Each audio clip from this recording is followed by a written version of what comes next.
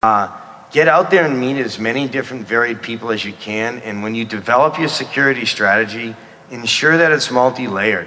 Don't think we have the 8 bazillion bit encryption and that's super cool. But why not have 52 different 52 different websites that are innocuous looking? So I'm asking you to take, in some of your execution of business or online skill sets, take the path of the insurgent in terms of construct, and understand that you may need to think like that to protect against it.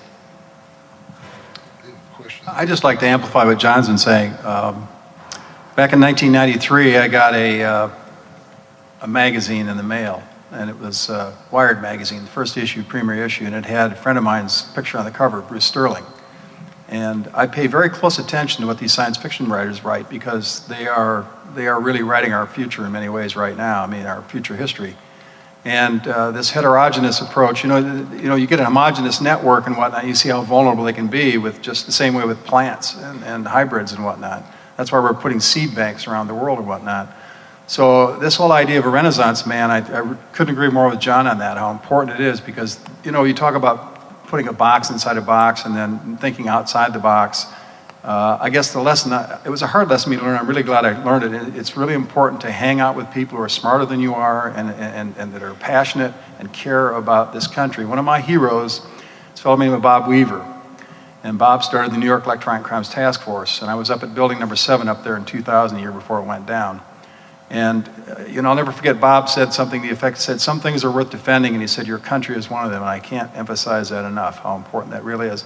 The most disappointing thing, I asked a question at the executive briefing we had yesterday, and I said, why is it, and I actually mentioned it to the general as well in his session, I said, why is it that this country is acting as if we are not at war?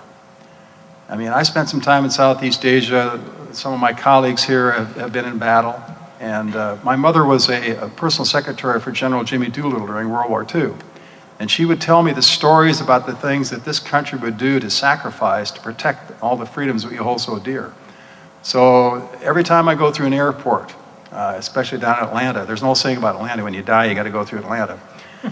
But unfortunately, there are too many people who have died and shed blood for this country, and they're going through those same airports, but they're coming through in a casket. So don't forget to thank those people, and don't forget to try to do everything you can to support them. All right, we got a question? Yeah, I had a question I just thought of that you're kind of giving us advice now forward based on your wisdom after being retired.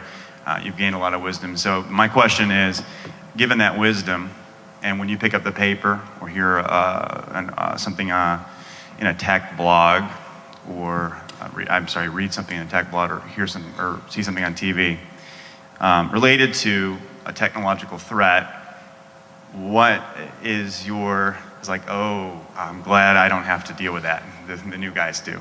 What is the thing, I guess, that you see? One thing, if you guys could each think of something that scares you the most that we have to face today. Well, actually, it's funny, because since I've retired, I don't have to worry about policies, rules, regulations, or all these other things that used to get in the way before. I'm actually more active now dealing with some of the current threats in technology through a number of different organizations than I ever was as a cop. And unfortunately, what you find is law enforcement is very, very inhibiting. And there are technical measures for most technical threats. Unfortunately, from a law enforcement perspective, the role of an investigator or a federal agent is not to develop strategies to mitigate threats. Their job is to investigate what the threat is, how you can attribute it to somebody, and solve a crime and prosecute somebody. Since I've gotten out, I've had a lot more fun fucking with the bad guys. I have a lot of data that I have access to now that I never could have had when I was a cop.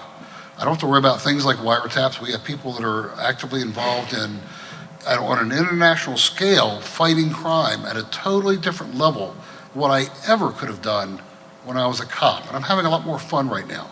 I just want to add, to your point on that question, there's a lot of conversation about advanced persistent threat. Everybody been hearing the buzz term APT this or APT that. And I often get asked, what do you think the APT is? And I'm like, the minute I connect a device to the internet, I'm up against a persistent threat. It doesn't have to be a nation state. It can be organized crime. It could be some script kiddie. It could be some worm that's on the internet. That's a persistent threat. And if it's electronic, some of them are sophisticated, so I guess you can call that advanced, some are not. So, I mean, there's a lot of dialogue around that. But I think one of the issues that kind of concerns me is looking at, I think when you start to look at, I've been doing some research, and when you start looking at things like the Uniform Crime Report and deterrence, when you go back to 1998, you look, and this is using data from the Department of Justice CSIP site, they have listed a whole series of cases that have disposition, meaning that the person's been charged, they're either doing time, the court case has been wrapped up, or they're doing probation or what have you. And when you look at that, since 1998, and this was just a few months ago, there's only 60 plus cases. And again, this is at the federal level. This doesn't account for state or local. And of course, I don't know how accurate their numbers are. So, again, treat it as an estimated number from CSIPs. But basically, we're only talking 60 plus successful prosecutions. And then there's another 70 plus that are just sitting there awaiting disposition. And so how can you have real deterrence if, one, you're not going to get put away, and this is data from 1998 to where we are today. So that's I think there's got to be some changes there, not only in how we track cyber from a uniform crime report, because it's really not its own category, but we got to, one, it'd be great to have better statistics out there, but we've got to do a better job of deterrence and bringing closure to some of these crimes. It's a really interesting, to answer your question, it's a really interesting disposition we're in, because we're the biggest target on the block, the United States. And we have the most, our Constitution is designed to give us maximum freedom and protect that freedom and protect personal privacy and freedoms. But the sheer will of doing that inhibits everybody in uniform's ability to operate. So let me simplify that. It's easy for the bad guys. When you have no laws, you have a blank sheet. You really can use whatever you want. When you have to play by the rule, it's a lot more difficult to have a street fight when there's rules involved. And we are up against we're in a fight where we have to play by rules and the other guys don't. And the other guys may not be a state, they may not be an individual, they may be a group, they may be an entity, they may be multiple personality, who knows? So I'm not sure what the answer is, but I just want to highlight the point.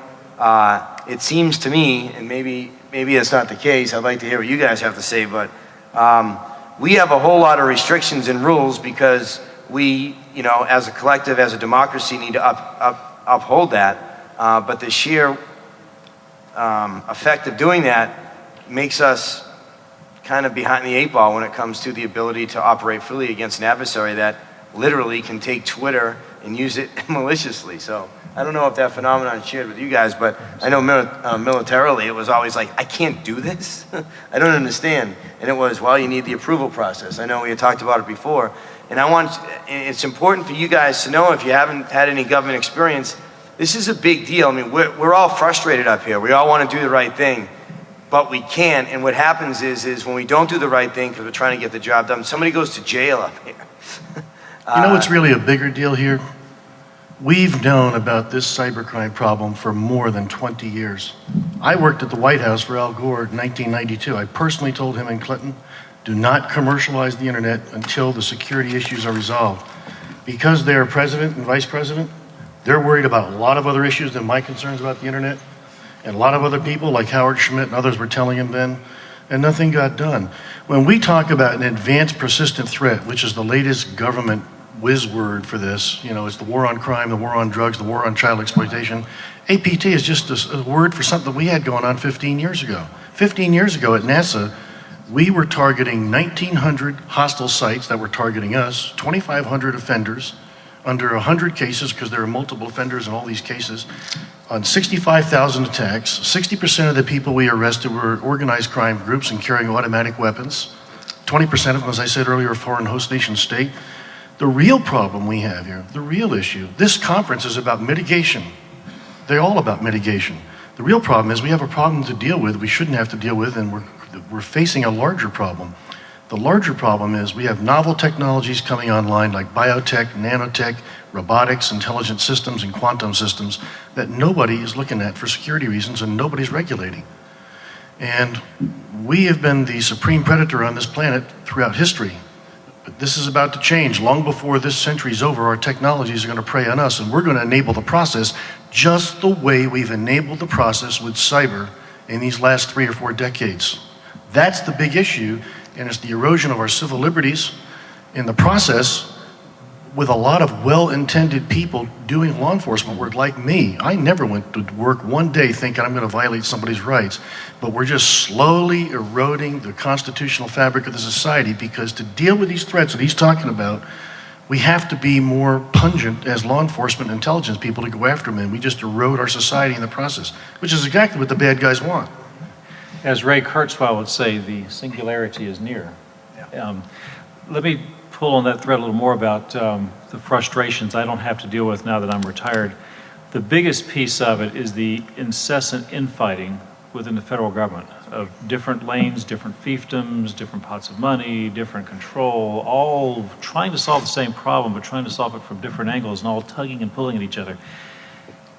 Several years ago, and I don't know if it's the same case you're talking about, but back in the 90s, we were fighting foreign intruders that were all over our networks and trying to work collaboratively across DOD, NSA, FBI, Secret Service, NASA was involved.